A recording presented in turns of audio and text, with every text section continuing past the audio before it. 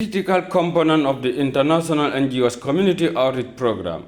The School Human Rights Club project seeks to build and establish right clubs across schools in the Central River region.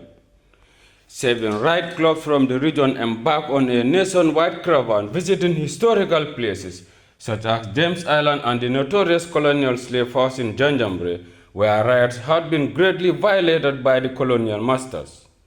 It was a unique opportunity for the students who were welcomed by the creator of the slave house with detailed explanation of historical events and injustice that happened at the site. Door there will be closed, the iron door. There was a heavy iron door.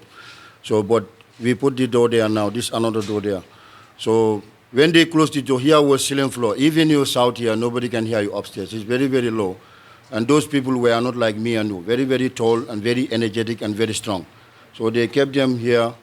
They give their food from these small holes. There is a hole down there, and there is another hole. See, this is where they throw their food. And they have the light there, the ventilation. So when this place was ceiling floor, so they cannot stand straight forward. They always bend down, and they scramble on food, survival of the fittest. Those who have more power will be able to have food. If you are not very powerful, you're going to get the food. They fight each other. Whilst here, also, this is a tunnel. This tunnel is having a pipe which is connected to the river Gambia. So when the river is high, it normally have the water here. When it's low, it doesn't have the water. Slaves only have to drink when the river is high tide. Sometimes here, the river will be floating here.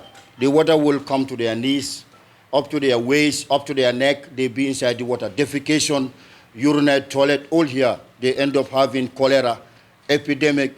Some of them became blind because it's completely dark here. Students and teacher coordinators also expressed views and experience gained during the week-long caravan, noting its impact in advancing the educational system. Without ActionAid, we wouldn't have come for this tour.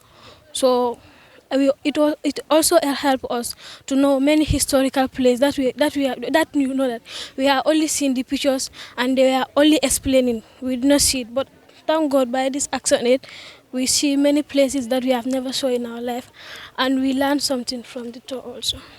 To make sure that human rights are respected in this country, especially when it comes to children's rights.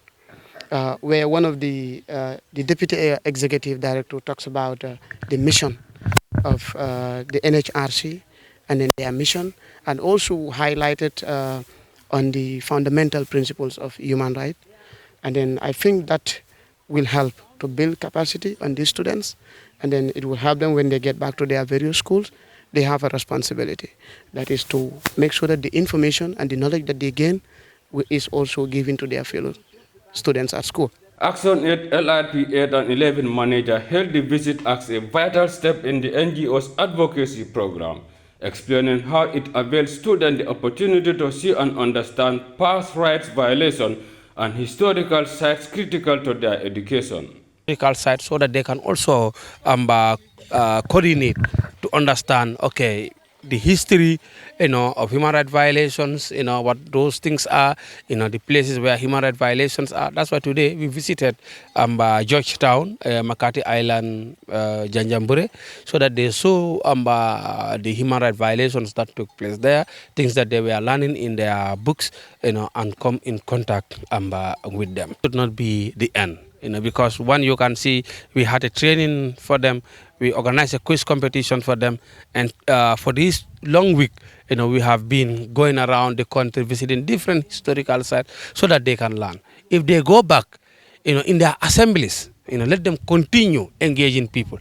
The promotion of human rights in school is a critical venture aimed at transforming the education system by preparing students to become champions of human rights in the Gambia and beyond. In a separate engagement, the Upper Fuladu Women for Change celebrated International Women's Day in grand style with a colorful procession and message urging inclusive participation of women in politics and a just gender-balanced society.